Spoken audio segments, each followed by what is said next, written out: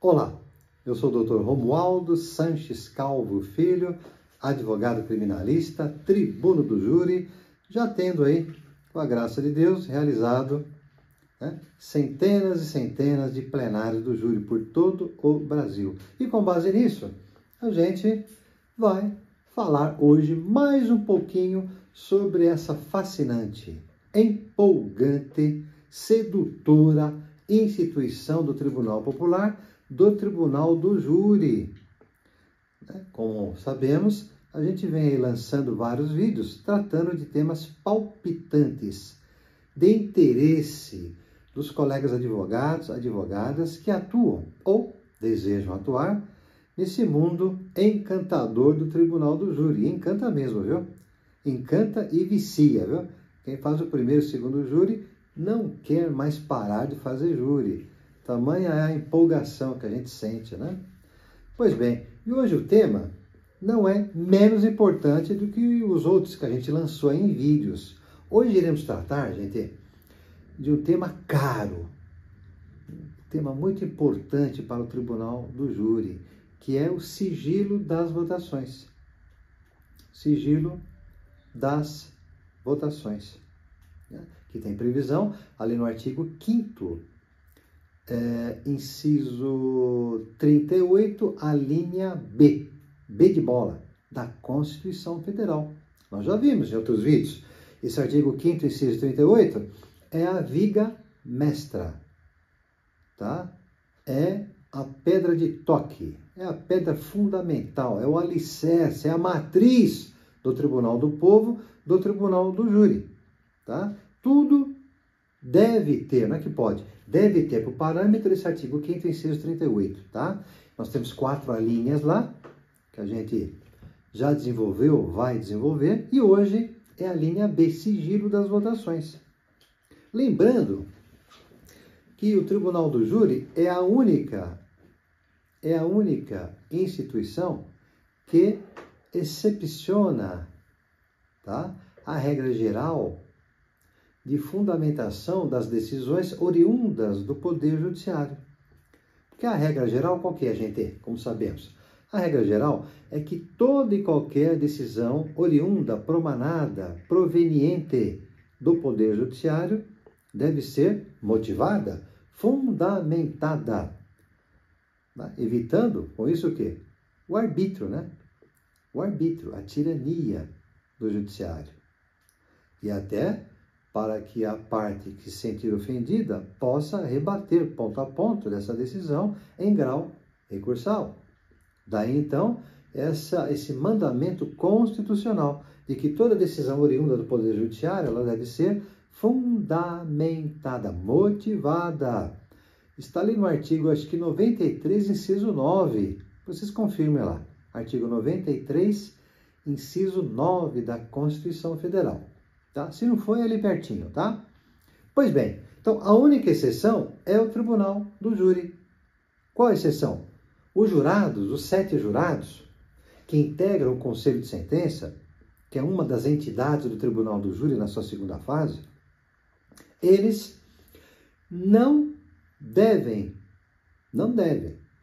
tá? Fundamentar, justificar, motivar por que está condenando ou absolvendo o réu? Por que está afastando essa ou aquela qualificadora? Por que está reconhecendo ou não essa causa de aumento ou de diminuição de pena? Enfim, então os jurados, eles, em razão desse sigilo das votações, alguns dizem sigilo nas votações, mas enfim, trocando em miúdos, tudo resulta praticamente na mesma coisa, né? Os jurados não devem fundamentar. E por que essa preocupação do legislador constituinte ao contemplar o Tribunal do Júri entre os direitos e garantias fundamentais do cidadão? Lá no seu artigo 5º, inciso 38, a linha B. Qual foi a mens legis, a intenção do legislador constituinte? Foi clara, né? Foi o quê? Foi blindar, proteger, escudar os jurados para que eles não ficassem à mercê submissos a uma interferência, a uma ingerência de ordem política, econômica ou até psicológica. Imaginem só, uma cidade pequena, uma comarca pequena, tá, de qualquer lugar do Brasil, digamos ali, um réu submetido a julgamento pelo júri, um réu famoso, influente, tá, abastado, muito influente na localidade, com certeza ele poderia aí, eventualmente, fazer uma, entre aspas, gestão junto aos jurados que fossem convocados para aquela sessão. Né? Ele poderia aí, quem sabe, tentar aí peitar os jurados, né? Subornar, corromper, ou mesmo até ameaçar, não é mesmo? Ameaçar. Então, e diga-se também o mesmo da vítima, uma vítima famosa, influente, muito conhecida, muito querida. Querida ou odiada. Isso vale para o réu também. Querido ou odiado, né? Na cidade. Entendeu? Então, para evitar essas interferências das partes processuais, no ânimo dos jurados convocados para a sessão de julgamento deles, ou da vítima, ou melhor dizendo, onde, né, figura como vítima aquela pessoa famosa, importante, ou onde figura como réu aquela pessoa influente, famosa, abastada. Então, o legislador constituinte, pensando nisso, ele previu, no artigo 5º, 6, 38, a linha B, o sigilo das votações. Isto é, os jurados não podem, não devem, ainda que tenham um ou outro formação jurídica, não podem, que é justamente para preservar a votação, preservar o voto, preservar o segredo da forma com que votou esse ou aquele jurado. E com isso, tirá-lo da berlinda, tirá-lo de um foco de alguma das partes, para que possam praticar uma ingerência de ordem política, econômica, psicológica, enfim. Então, pensando nisso, o legislador ouve por bem colocar esse sigilo das votações. Então, os jurados, eles só votam depois do debate em plenário, depois que os trabalhos terminaram, todos vão ali para uma sala denominada sala especial, não é mais secreta, né? Sala especial. Os jurados vão para lá com as partes processuais, não é mesmo? O acusador, o defensor, o juiz, o meirinho, lá, o oficial de justiça, e para cada qual dos 7 jurados é entregue um par de cédulas. Um par. Uma contém a palavra sim, a outra contém a palavra não. Tá? São cédulas dobráveis, né? Forma de cartolina, e por meio dessas cédulas, os jurados eles vão votando, vão colocando esses votos numa sacolinha de pano, né? Numa urna que lhes é passada, tá bom? Pelo oficial de justiça, que fica lá na sala especial. Então o juiz, ele vai lendo os quesitos, a gente vai ver oportunamente, que são perguntas, tá? São perguntas aí que condensam, que resumem o que o promotor está pedindo e o que o defensor está pedindo. Então, o juiz, ele lê lá na sala especial esses quesitos ou perguntas. Por exemplo, nesse mesmo dia, horário e local antes mencionados, foi o réu, João da Silva, quem efetuou na vítima disparos de arma de fogo? Então, digamos que a tese da defesa seja negativa de autoria, não foi o réu João da Silva. Então, a defesa já terá solicitado, pedido ao Conselho de Sentença, lá no plenário, a resposta, não. Negativa de autoria, não. Enquanto que a acusação, se tiver sustentado a acusação, se o promotor tiver sustentado o libelo, a acusação, vai pedir ao jurado a resposta, sim. Pois bem, então o juiz ele lê isso lá na sala especial para os 7 jurados, explicando, né, o resultado de cada um, a consequência de cada resposta, e depois de lido e explicado, ele pede, então, que o oficial de justiça ele recolha os votos de cada um dos 7 jurados. Então, aquele que concordar com o promotor, vai colocar a cédula, sim, dobradinha. Ninguém sabe, nem o jurado da direita, nem o jurado da esquerda, nem o jurado de trás. Ninguém sabe, só ele. Então ele coloca a resposta sim, uma cédula sim. Aqueles que concordarem com a defesa vão colocar também na mesma sacolinha de pano, na urna, uma resposta negativa. Vai depositar uma cédula contendo a palavra não. Pois bem, no final o juiz ele colhe essa sacolinha, ele verifica os votos colocados nessa sacolinha de pano, nessa urna, e conta ali. A partir do momento que ele obtém 3 votos iguais para uma mesma pergunta, ele encerra a votação. Olha só que maravilha.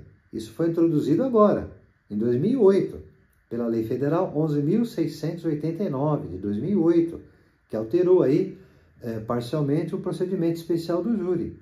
Porque antes dessa lei, acreditem se quiser, o juiz ele retirava todos os votos da urna, 1 a 1. De maneira que, caso os jurados tivessem votado, né, de maneira unânime, uniforme, igual, ou seja, por exemplo, se nesse exemplo que eu dei antes, os jurados tivessem entendido que foi o réu o autor dos disparos que vitimaram, né, a pessoa, que mataram a vítima, e votassem todos sim, 7 votos sim, o juiz tiraria 1 a 1. Primeiro voto sim, segundo voto sim, terceiro voto sim, quarto voto sim, quinto voto sim, sexto voto sim, sétimo voto sim. Ora, isso implicava no que, gente? Indiretamente, pela via oblíqua, você revelava de que maneira cada jurado, cada um dos 7 jurados, votaram. Enfim, quebrava-se indiretamente o sigilo das votações, que tem status constitucional. Violava-se indiretamente o disposto ali no artigo 5º, inciso 38, a linha B. Então, tudo ia para o espaço, né? Tudo ia para o espaço. E aí precisou uma lei, pasme, né? Nem precisaria disso. Aí precisou uma lei ordinária comum, a lei 11.689, como já mencionado, especificar ali no artigo 483, parágrafos 1º e 2º, que a partir do terceiro voto igual, o juiz deve encerrar. Tá? Melhor dizendo, a partir de 4 votos iguais. Retificando, tá, gente? A partir de 4 votos iguais. 4, tá? Acho que eu falei 3 antes, tá? Desculpe. 4 votos iguais, ele encerra a votação. E por que a partir do quarto voto igual? Porque vence o quesito que obtém a maioria. São 7, 4. Já é o vencedor. Ainda que os outros 3 votos sejam diferentes dos 4. Mas os 4 votos iguais, ou sim ou não, não importa, será o quesito, será a pergunta vitoriosa. Então não tem mais a necessidade do juiz continuar pegando ali da urna os votos remanescentes, para saber qual foi a votação, uma vez que aquele já é o vitorioso, se teve 4 sim ou 4 não, ao longo da apuração dos votos nessa urna. E com isso, de maneira salutar, evita-se a quebra indireta pela via oblíqua do sigilo das votações, como acontecia até então, pasmem novamente, antes da edição dessa lei ordinária. Ou seja, no Brasil, infelizmente, o pessoal, os operadores do direito, cumprem mais uma lei comum ordinária, abaixo da Constituição, do que a própria Constituição Federal. Ou seja, bastaria uma interpretação simples do artigo 5º, inciso 38, a linha B da Constituição Federal, para que já no 4º voto igual, durante a apuração dos votos, durante a apuração dos 7 votos, obtendo-se 4 votos iguais, ou sim ou não, não importa, né, aquele quesito já seria o vitorioso, ou para a acusação, ou para a defesa, não importa, devendo, né, ser encerrada a votação, uma vez que os outros 3 votos, independente de serem sim ou não, não vai fazer mais nenhuma diferença. Então, a Lei 11.689, ela veio somente, né, a reforçar, a se amoldar ao dispositivo constitucional do artigo 5º, inciso 38, a linha B, que prevê o sigilo das votações. Então, isso deve ser agora, claro, uma regra. Tá? Deve ser uma regra. E, como tal, deve ser observada, sob pena de nulidade. Nulidade. Quebra do sigilo das votações. Então, esse dispositivo, repetindo, ele visa, acima de tudo, proteger os jurados de intervenções de natureza política, econômica ou psicológica, né? Porque, diferentemente do juiz togado, juiz de carreira, juiz concursado, que é o juiz presidente, né? O juiz presidente do júri, é o juiz de carreira, concursado, ele tem aquelas garantias constitucionais que os jurados não têm. Quais sejam? Irredutibilidade de vencimentos, inamovibilidade e, principalmente, vitaliciedade. Tá? Depois de um certo tempo, exercendo a judicatura, ele ganha estabilidade, vitaliciedade. Só poderá perder o cargo vitalício mediante o devido processo legal. Coisa que não tem os jurados, que, terminando os debates, terminando a votação, terminando os trabalhos do júri, os jurados voltam a ser pessoas comuns, sem a judicatura leiga, sem a condição mais de jurado. Voltam a ser lá o torneiro mecânico, a dona de casa, o professor, o bancário, o arquiteto, o engenheiro, o advogado, o médico, o pipoqueiro, o comerciante, etc, etc, etc.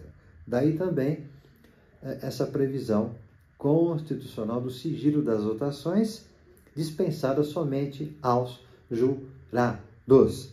Bem, espero que essas considerações tenham aí esclarecido, né, os nossos telespectadores, tá bom? Os nossos colegas advogados, advogadas, acadêmicos, até os leigos, né, que têm interesse pela área, acerca desse sigilo das votações.